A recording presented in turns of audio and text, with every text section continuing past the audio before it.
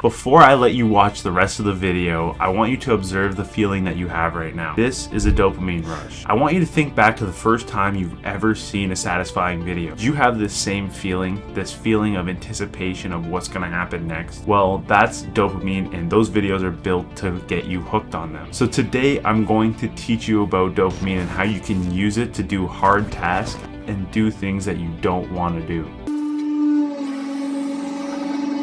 Dopamine is one of the most important neurotransmitters in our brain. It's basically our reward system, so it tells us how much we like to do things, what we like to do, and what we find pleasure in. Basically, it can also provide motivation for you to do a task that you might not want to do. So if you can get control of your dopamine levels in your brain, then you can get control of your life. And then you can also manipulate your dopamine feeling to do hard tasks and feel great while you're doing them. Now, there are some massive sources of dopamine in our day-to-day lives. It gets us addicted onto things that we would not necessarily be addicted to. Now, for example, some of these big companies actually hire behavioralists. I don't think I pronounced that right. They hire these people to try to manipulate the dopamine levels in their users so they get that same feeling as gambling whenever they post a post on Facebook. So that's what gets people addicted to these platforms and makes us scroll for hours and hours and hours on TikTok, Instagram, Facebook, whatever it is. All these companies strategically send you notifications, put things in front of you to get you to stay on there longer so they can make more money. Now, social media isn't the only platform that triggers your dopamine. There is also different types of foods that make you have more dopamine and, that give that satisfaction or that scratches an itch, if you will. So, for example, like sugary foods. Like, let's say, you indulge in some candy because candy is pretty damn good. That is a source of dopamine. So you're getting that feeling of, wow, this is amazing, I love this. So then you're gonna want more of it. Now, a lot of people have the willpower to say, listen, I'm only gonna have one little piece of a chocolate bar, and that's great. But some people just will devour the whole chocolate bar and not think twice about it. Now, there's something called a base level of dopamine, which is the base level of dopamine that is in our brains currently. Dopamine kind of fluctuates throughout the day, but some of these different foods can actually increase your dopamine 135% to 145% your base level. So for example, cookies can actually drastically increase your dopamine levels and would make you have those cravings for cookies. Like, for example, whenever you smell cookies baking in the oven, aren't you just salivating at the mouth because you just want to try one of those cookies? Well, this is your dopamine. Your dopamine is telling you, you want the cookies, you want to eat the cookies.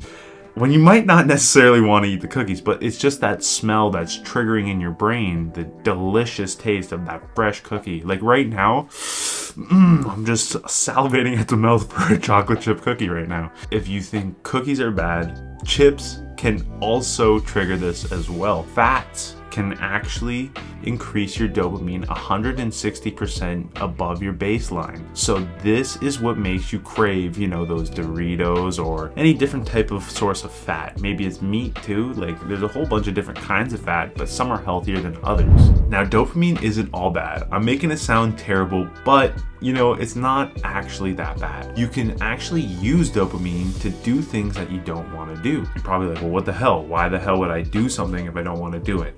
Well, sometimes we have to do things that we don't want to do, like, for example, homework or writing a project out, or I don't know, working on a business plan.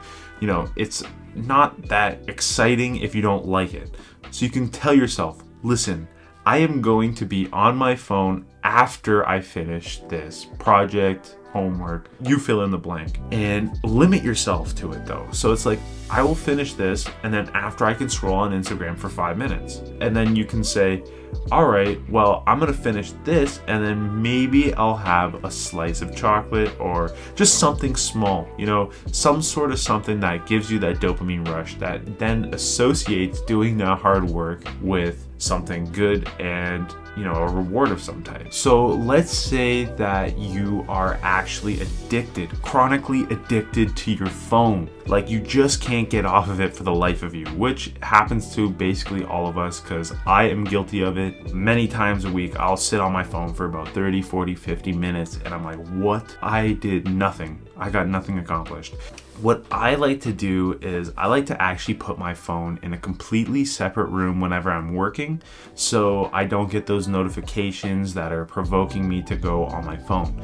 It's kind of distracting and I just can't have that right now. So I'll put it in a closet or I'll put it in another room and then I'll deal with it after I'm done my work. Now let's say that that's too much and you just crave your phone. Like you just cannot be in the same house as your phone. You know what I mean? Or the same vicinity as your phone. Well, my friend, you need to do what's called a dopamine detox. This is basically getting rid of everything that you like to do and just basically confining yourself to really, really basic, daunting tasks that you might not want to do. So limit your screen time, maybe read a book instead of going on your phone. It's really difficult, but I suggest doing it for a week. I kind of do them on and off here and there. Like if I find myself being on Instagram for 3 hours every freaking day, I'm like, you know what? I need to put my phone away. I need to cut off all sources of dopamine and just help build up my confidence again, so I'm not going to reach for my phone to fulfill that emptiness. I mean, you know what? And it's completely okay if that's what you feel. If you feel a sense of loneliness where you need to be on your phone, that's okay. But putting down your phone for one whole week and focusing on yourself is probably the best thing that you can do to help control your dopamine. You'll feel more in control of yourself when you put your phone away and you're not tempted to pick it up again. So you'll find that you're more productive.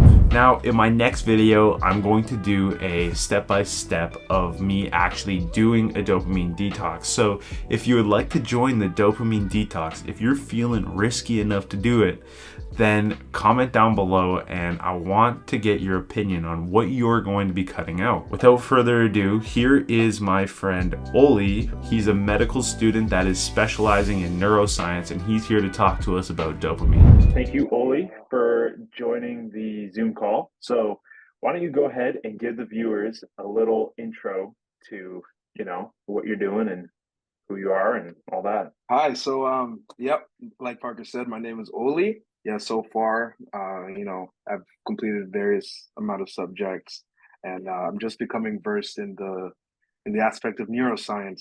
And this is my second year, so yeah, today I'll be here talking to you about dopamine, Yeah. and send it back to you.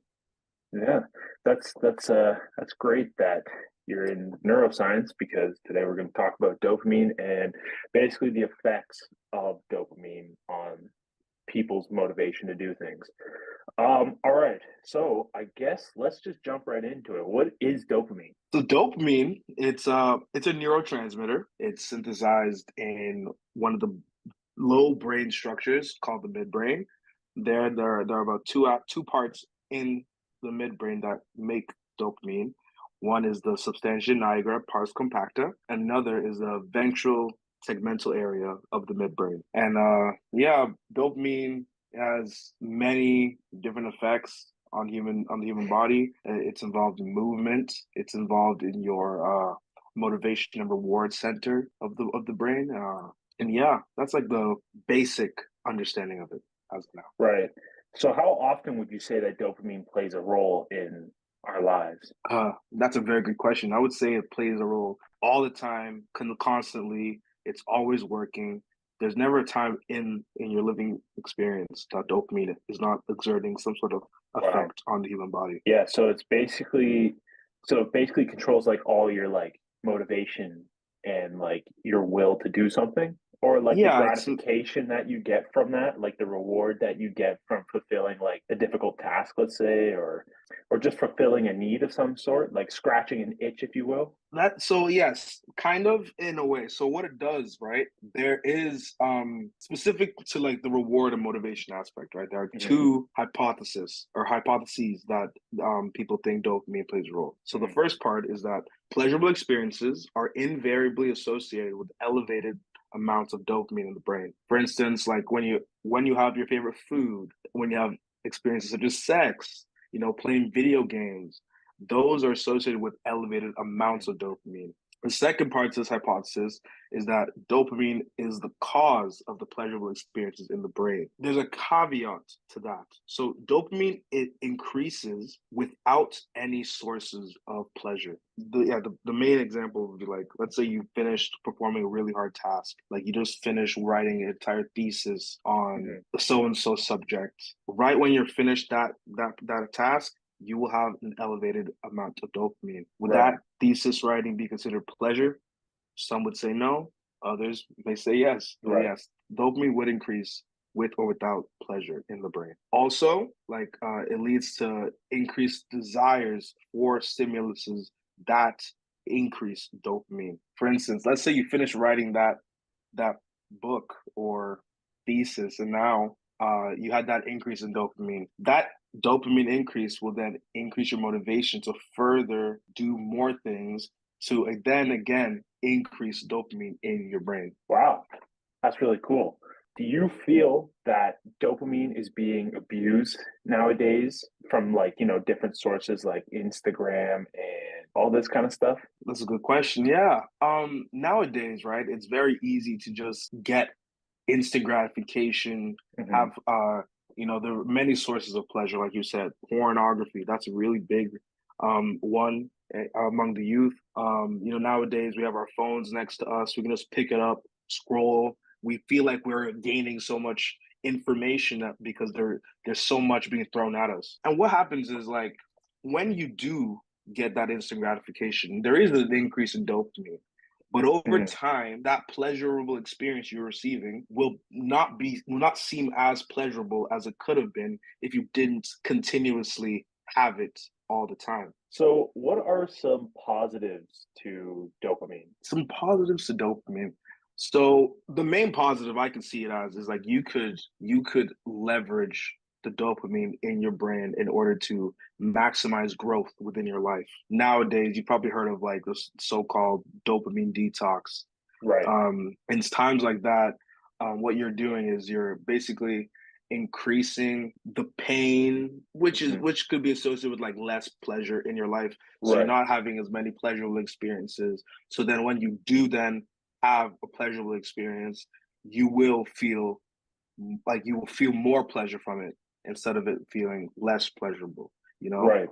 So that could definitely be a plus. Yeah, you could use it as a motivator in a way. You could use it to like increase your motivation to do other tasks. Yeah. So like it's definitely a balance with pain and pleasure. As anyone knows, like let's say you go to the gym often, there's that you're physically in pain doing the gym work, but once you're out of the gym, you feel some sort of satisfaction and gratitude and some pleasure, and that's because after you do something really hard, you will have that dopamine increase, which then motivates you again to go back to the gym and repeat that cycle. And this can be applied to many areas of your life. It could be with studying. It could be with another notable one is cold water dips. Yeah. Yeah, that's a really big one. You put your body in the cold water, you obviously you're gonna have a cortisol increase because you're stressed in that instance. But once you get out, you're gonna feel some euphoria, and you have a big dopamine spike.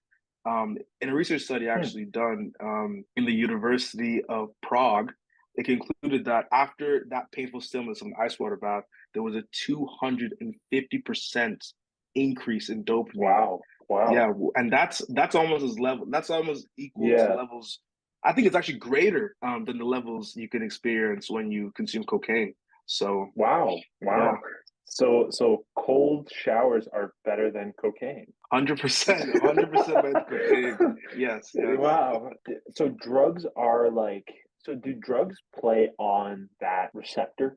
Do they play on the dopamine receptor that makes you feel pleasure from the drug, which then triggers an addiction, would you say? Or how would the core of a drug addiction begin? Would it be through dopamine? 100%, yes. So like many drugs, you probably know a couple like cocaine, for instance. That is a dopamine reuptake inhibitor. So it will leave dopamine within the synaptic cleft, so it continuously stimulate the dopamine receptors, which will then increase the pleasure that you experience from it.